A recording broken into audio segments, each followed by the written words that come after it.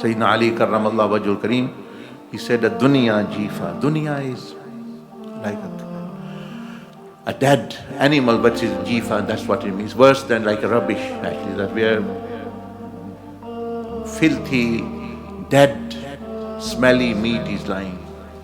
We want to rule over that. That's my share, that's your share, and we are fighting over it. Intelligent man, wise man would not fight over it. He would say, oh, the filthy thing they are fighting over, they can have all. That's how awliya Allah and anbiya.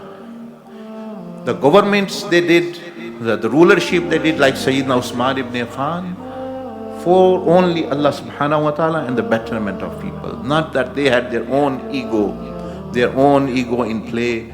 Oh yeah, I want, it will be a buzz to rule people. It will be a buzz to actually have this protocol of prime minister. This is petty things. These are petty things.